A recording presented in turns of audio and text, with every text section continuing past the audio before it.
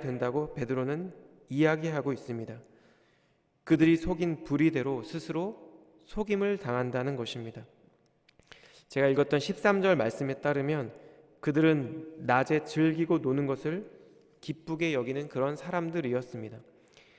여기에서 낮에 술 취한다는 것을 즐긴다라는 뜻입니다. 이 본문의 뜻은 낮에 술 취하는 것을 즐긴다라는 그런 원문의 뜻을 갖고 있습니다.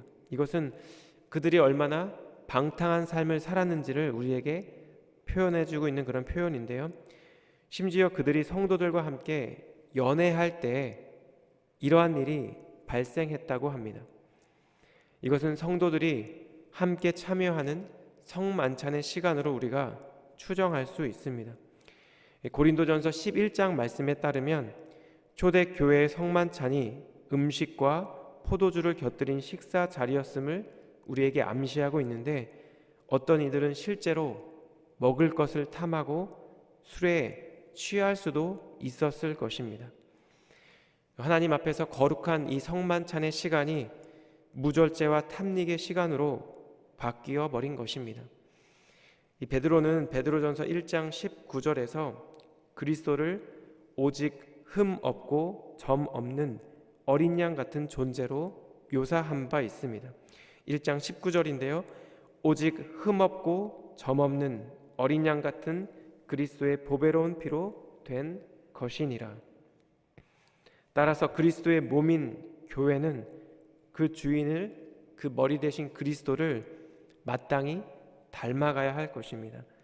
점도 없고 흠도 없이 어린 양 같은 그리스도와 같이 되어야 한다는 것입니다. 예수 그리스도께서는 주님을 따르는 모든 성도들이 에베소서 5장 27절 말씀과 같이 자기 앞에 영광스러운 교회로 세우사 티나 주름 잡힌 것이나 이런 것들이 없이 거룩하고 흠이 없게 하려 하심이라. 이 말씀처럼 그런 허물들 없이 거룩하고 흠이 없도록 만드신다는 것입니다. 그런데 이런 성도들 향한 그리스도의 선한 뜻과 계획과는 달리 오늘 본문의 거짓 교사들은 14절 말씀처럼 음심이 가득한 눈으로 범죄하기를 그치지 아니하며 끊임없이 지속적으로 성도들을 유혹하고 탐욕에 이끌려 삶을 살아가는 자들이라는 것입니다. 그리고 이러한 자들을 향한 사도 베드로의 외침은 바로 그들이 저주의 자식이라는 것입니다. 그들은 하나님의 복과는 전혀 상관이 없으며 오히려 하나님의 저주를 직면하게 될 자들이라는 것입니다. 베드로는 대표적으로 구약에서 한 인물을 이 저주의 자식의 예로 제시하고 있는데요. 바로 이스라엘을 저주하도록 고용되었던 발람이라는 인물입니다. 제가 15절과 16절 말씀을 읽겠습니다. 그들이 바른 길을 떠나 미혹되어 부올의 아들 발람의 길을 따르는도다. 그는 불의의 삭슬 사랑하다가 자기의 불법으로 말미암아 책망을 받되 말하지 못하는 나귀가 사람의 소리로 말하여 이 선지자의 미친 행동을 저지하였느니라. 15절에서 미혹되어에 해당하는 헬라어는 기본적인 의미가 길을 잃다라는 뜻이라고 합니다. 그렇다면 이 본문의 말씀 가운데 우리는 이들이 어떤 이유로 바른 길을 떠나 길을 잃어버리게 되었는지, 또한 어떤 이유로 베드로는 그들을 발람의 길을 쫓는 자들로 묘사하고 있는지 의문을 갖게 됩니다. 그 이유가 제가 읽었던 15절에 분명하게 제시되어 있는데, 그것은 바로 불의한 삭슬 탐하는 그들의 탐심 때문이었다는 것입니다. 그렇다면 여기에서 불의한 삭실한 구체적으로 무엇을 의미할까요? 출애굽한 이스라엘 백성이 광야 생활을 할 당시에 모압 왕 발락은 이스라엘을 저주할 자를 물색하다가 부올의 아들 발람을 찾게 됩니다. 그는 사람들을 보내서 이 발람을 부르지만 하나님께서는 16절 말씀과 같이 말하지 못하는 나귀의 말을 통해 이 선지자의 불의한 행동을 책망하셨고 친히 그 길을 막으셨습니다. 하지만 그럼에도 불구하고 발람은 결국 이스라엘을 저주하기 위해 모압 왕 발락의 진영으로 가게 됩니다. 저희가 아는 것처럼 결과적으로는 이 발람이 이스라엘 백성에게 저주가 아닌 축복의 말을 하였지만 말 못하는 이 나귀를 통한 하나님의 강권적인 책망을 받고서도 그가 결국 발락에게 갔던 중요한 내면적 동기는 바로 발락이 제시한 상당한 보상이었다는 것입니다. 그리고 베드로는 바로 그것을 가리켜 불의한 삭시라고 지금 표현하고 있습니다. 그러니까 의롭지 못한 일, 즉 이스라엘 백성을 저주하는 일을 하고 받는 보상이었기 때문에 그것은 불의한 삭시 되었던 것입니다. 이제 이어지는 본문 17절에서 19절 말씀 가운데 베드로는 여러 비유들을 통해서 이 거짓 교사들이 어떤 사람들인지 저희에게 제시하고 있는데요. 이 17절 말씀에는 이런 표현이 있습니다. 이 사람들은 물 없는 샘이요 광풍에 밀려가는 안개니 그들을 위하여 캄캄한 어둠이 예비되어 있나니. 그리고 18절 말씀은 그들이 허탄한 자랑의 말을 토하며 그릇되게 행하는 사람들에게서 겨우 피한 자들을 음란으로서 육체의 정욕 중에서 유혹하는도다. 그리고 19절 말씀은 그들에게 자유를 준다 하여도 자신들은 멸망의 종들이니 누구든지 진 자는 이긴 자의 종이 됨이라. 이렇게 기록되어 있습니다. 이 17절에 물 없는 샘이라는 이 표현은 마치 물 없는 샘이 목마른 사람들에게 오히려 더 큰 갈증과 실망만 안겨주는 것처럼 이 거짓 교사들의 교훈이 사람들에게 전혀 만족감을 주지 못한다는 것을 의미합니다. 그리고 광풍에 밀려가는 이 안개라는 표현은 거짓 교사들의 불안전성과 그 교훈의 일시적인 성격을 가리키는데 이 두 가지 표현의 비유가 우리에게 공통적으로 암시하고 있다는 것은 그들에게 또 그들이 전하는 그 교훈 가운데 참된 진리가 없다라는 사실입니다. 이처럼 그들 안에는 참 진리가 없기 때문에 지어낸 말로 이해하게 할 수밖에 없고 허탄한 자랑의 말을 토할 수밖에 없으며 음란으로서 육체의 정욕 중에 호소할 수밖에 없다는 것입니다. 어쩌면 이 세상의 사람들이 그토록 돈을 모으려고 하는 것도 그리고 권력에 눈이 멀어 너무나 잔인한 일들을 행하고야 마는 것도 이 세상의 쾌락과 육체의 정욕을 쫓아 그들의 삶을 살아가는 것도 결국은 그들 안에 그들의 내면 안에 참된 진리가 없다는 반증이 아닐까 그런 묵상이 되었습니다.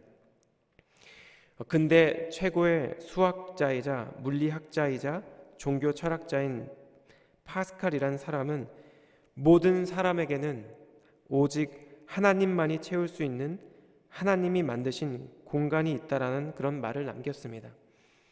우리 인간의 내면 안에 있는 이 갈증과 갈망이 하나님으로 채워질 때 바로 우리가 우리다워진다는 것이고 인간이 인간다워진다는 뜻일 것입니다.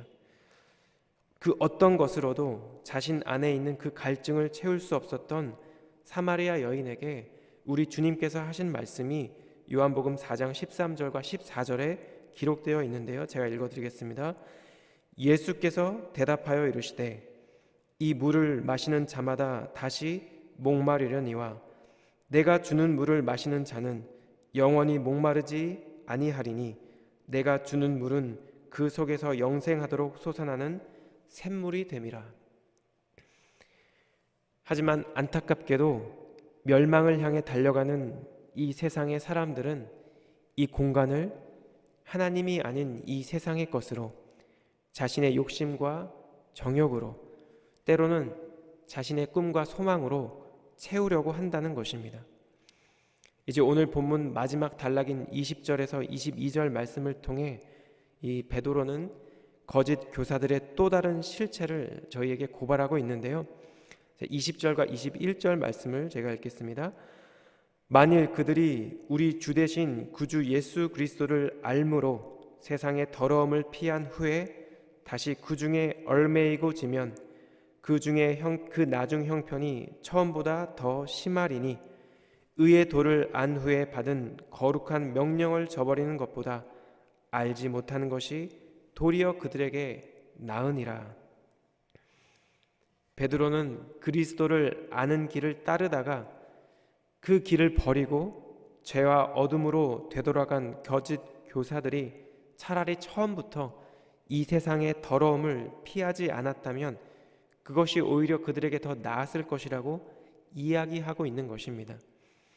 더불어 그들이 그리스도인처럼 보였지만 배교와 악한 행실을 통해 진정으로 그리스도인인 적이 없었다는 것을 그들이 그들의 삶으로 스스로 보여주고 있다고 지금 설명하고 있습니다. 저희가 이 말씀을 조금 더 명확하게 이해하기 위해서는 베드로전서 1장 5절 말씀을 살펴볼 필요가 있는데요. 제가 읽어드리겠습니다. 너희는 말세에 나타내기로 예비하신 구원을 얻기 위하여 믿음으로 말미암아 하나님의 능력으로 보호하심을 받았느니라. 기독교에 대한 이 핍박과 박해가 점차 심해지는 그 당시에 하나님께서는 성도들을 위해 예비하신 이 구원을 하나님의 능력 가운데 보호받기 위해 단 한 가지 조건을 제시하고 있는데요. 그것이 바로 믿음이라는 것입니다. 이 믿음은 하나님의 신실하심과 그리스도의 구속 사역에 대한 믿음과 신뢰라고 할 수 있을 것입니다. 이런 분명한 믿음을 가진 사람이 만약 참된 성도라고 한다면 하나님께서는 참 성도들을 주님의 은혜로 또 주님의 능력과 보호하심 가운데 분명히 지켜주신다는 그런 말씀입니다. 베드로는 22절 오늘 본문의 마지막 말씀에서 이 두 가지 비유를 통해 이렇게 믿음을 처음부터 가지지 못했던 거짓 교사들을 더욱더 분명하게 저에게 강조하고 있는데요. 22절 말씀입니다. 참된 속담에 이르기를 개가 그 토하였던 것에 돌아가고 돼지가 씻었다가 더러운 구덩이에 도로 누웠다 하는 말이 그들에게 응하였도다. 이 22절에는 두 가지 속담이 등장하는데요. 첫 번째 속담은 잠언 26장 11절 말씀이 인용된 구절입니다. 이 표현을 통해 베드로는 거짓 교사들이 그 타락한 본성대로 다시금 그 죄악된 길로 돌아가는 어리석은 자들이라는 사실을 저희에게 강조하고 있습니다. 그리고 두 번째 속담은 성경에는 언급되어 있진 않은데요. 당시 대중에게 널리 알려져 있었던 한 설화에 등장하는 이야기라고 합니다. 돼지가 씻었다가 더러운 구덩이에 도로 누웠다라는 이 말은 그리스도교의 도리를 받아들임으로써 이교도의 도덕적 더러움을 잠시 벗어버렸다가 다시 자신의 의지로 옛 습관으로 돌아가는 어리석음과 수치를 적절하게 드러내는 그런 속담이라는 것입니다. 베드로가 인용한 이 두 가지 속담이 우리에게 이야기하고 있는 것은 너무나도 안타깝게도 그들이 하나님의 은혜에서 제외된 것이 아니라 처음부터 하나님의 성도였던 적이 없었다는 사실입니다. 그들은 처음부터 영적으로 변화된 것이 아니라 하나님의 자녀가 되었다는 것이 아니라 처음부터 참된 성도가 아니었다라는 것을 베드로가 지금 강조하는 표현이라는 것입니다. 저는 오늘 이 본문의 말씀에서 거짓 교사들과 배도자들의 비참한 실상에 대한 사도 베드로의 경고의 말씀을 우리가 함께 살펴보았습니다. 그리고 이 말씀을 살펴보며 무엇보다도 가장 처음에 든 묵상과 생각은 이들을 비난하고 이들을 경계하는 것과 동시에 하나님의 성도로 부름받은 저희 모두의 삶의 모습 가운데 이들의 모습이 있지는 않은지 돌아보아야 한다는 것입니다.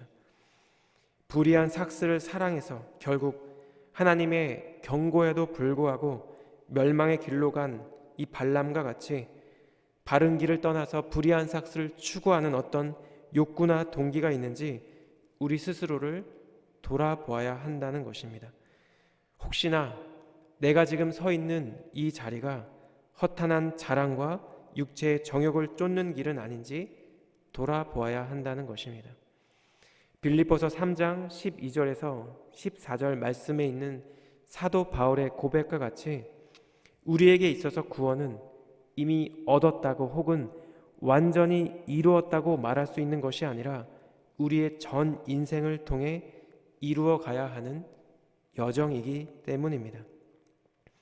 오늘 이 본문의 말씀을 기억하며 사도 베드로가 경계하는 이 거짓된 교훈과 세속의 유혹을 우리도 함께 깊이 묵상할 때, 단호히 그리고 거부할 때 우리에게 허락해 주신 생명의 삶을 담대히 살아갈 수 있을 것입니다. 우리 사랑하는 하늘의 교회 모든 성도님들의 오늘 하루의 삶이 그렇게 우리에게 주어진 이 구원의 여정, 새로운 생명의 삶을 담대히 한 걸음 걸음 걸어가며 그 구원을 이루어가는 오늘 하루의 삶이 되기를 우리 주님 이름으로 축복합니다. 기도하겠습니다.